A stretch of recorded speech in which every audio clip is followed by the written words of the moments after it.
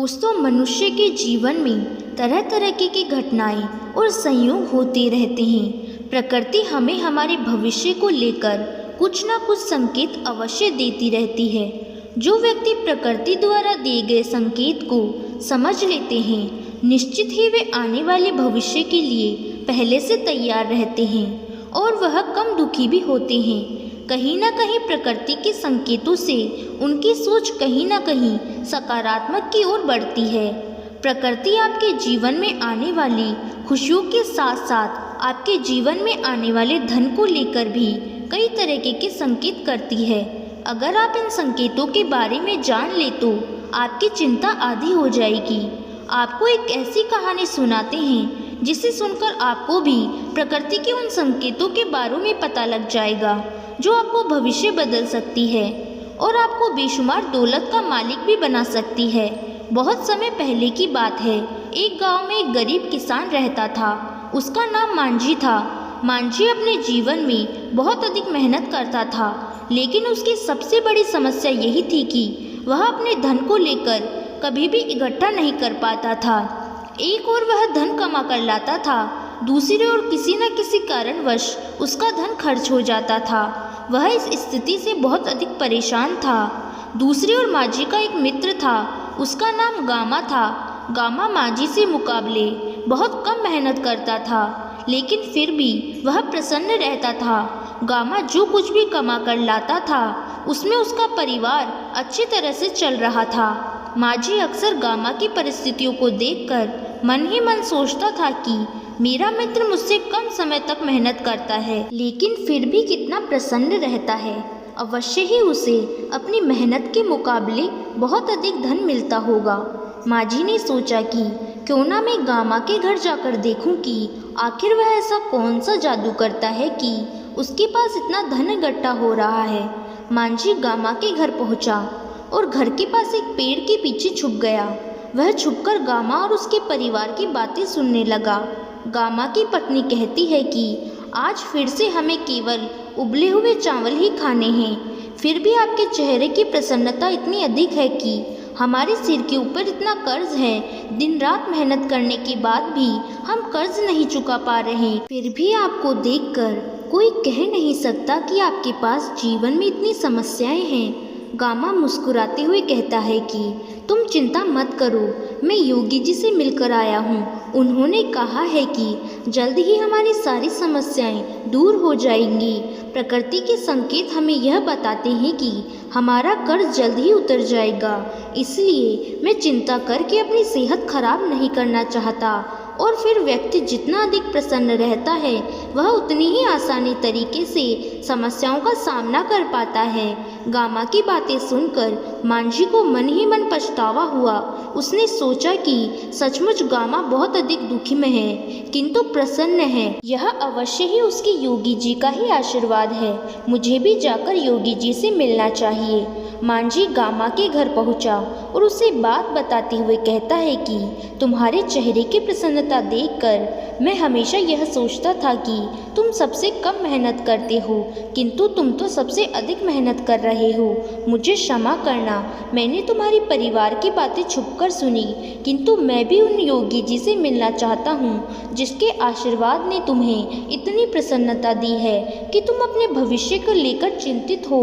Gamma ने मुस्कुराते हुए कहा कि तुम मेरे मित्र हो और मैं तुम्हें अपने योगी जी के पास लेकर जरूर जाऊंगा, जिनके आशीर्वाद से मुझे बहुत शांति मिली है और मैं भविष्य को लेकर निश्चित हूँ। अगले दिन गामा मांझी को लेकर योगी जी के आश्रम पहुंचा।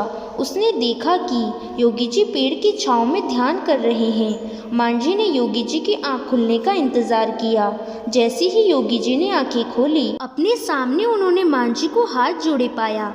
योगी जी ने सबसे पहले मांझी को बिठाया और उससे आने का कारण पूछा। मांझी ने कहा, हे गुरुदेव, मैं जीवन भर लगातार कड़ी मेहनत करता रहा, किंतु उसके परिणाम कभी अच्छे नहीं मिले।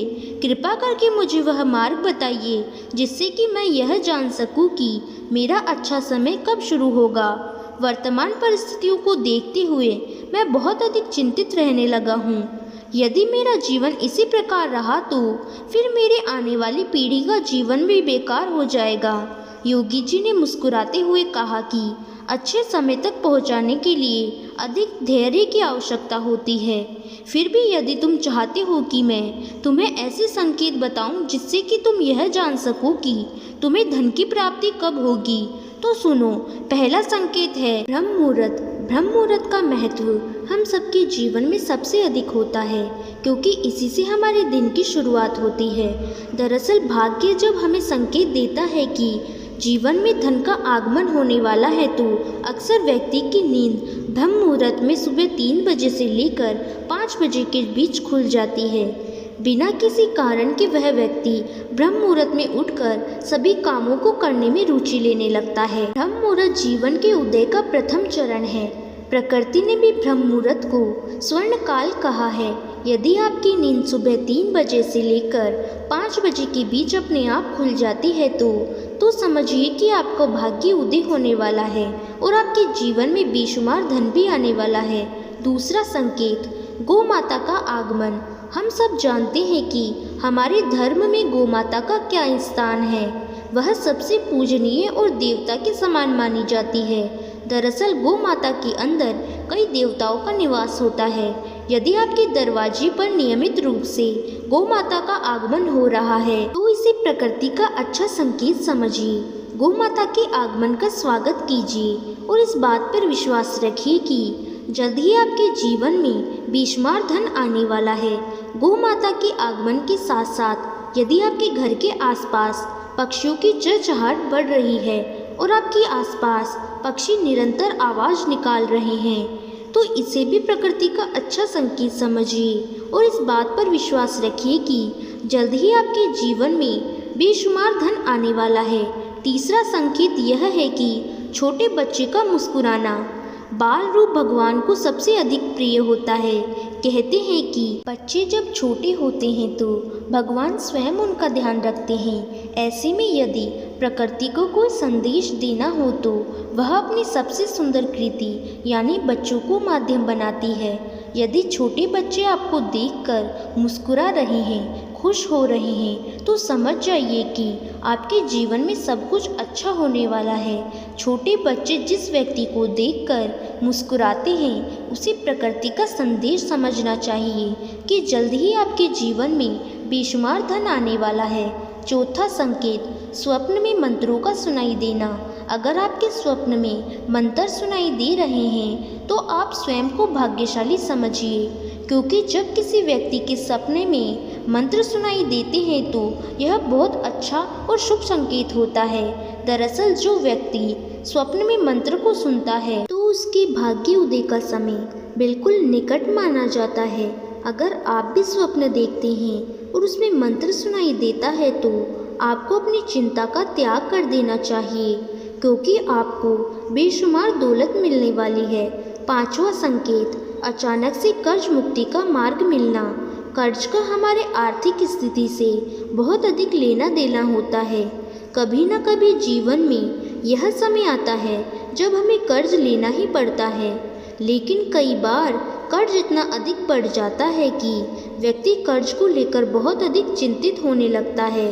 हालांकि अगर आपको कर्ज मुक्ति के मार्ग आसानी से मिले जा रहे हैं तो यह एक अच्छा संकेत माना जा सकता है कि आपके जीवन में समस्याएं दूर होने वाली हैं। दरअसल अचानक से कर्ज मुक्ति का मार्ग मिलना आपके जीवन में बेशुमार दौलत के आने का संकेत देता है। यदि आपको कर्ज मुक्ति का मार्ग मिल रहा है तो इसे अच्छा संकेत समझते हुए स्वीकार कीजिए और जल्द से जल्द उस मार्ग की ओर आगे बढ़िए। इस प्रकार योगी जी ने मांझी को एक ऐसे संकेत बताए हैं जिससे उसकी चिंताएं दूर हो गई। उसे विश्वास था कि प्रकृति के द्वारा दिए गए संकेतों से अवश्य ही उसके दिन बदल जाएंगे। मांझी ने योगी जी को धन्यवाद किया, साथ ही साथ मित्र गामा को भी धन्यवाद दिया और अपने गामा दोस्त से कहा कि वह भी चिंता मुक्त जीवन जिएगा। दोस्तों, उम्मीद करती हूँ कि यह कहानी आपको पसंद आई होगी। यह कहानी आपको कैसी लगी कमेंट करके बता सकते हैं। साथ ही वीडियो को लाइक करें, चैनल को सब्सक्राइब करें और बेल आइकन दबाना ना भूलें और इस वीडियो को अपने चाहने वाले को शेयर करें। तो फिर मिलते हैं नई वीडियो में एक नए कमेंट के साथ। तब तक के लिए अपना ख्याल रखें। धन्यवाद।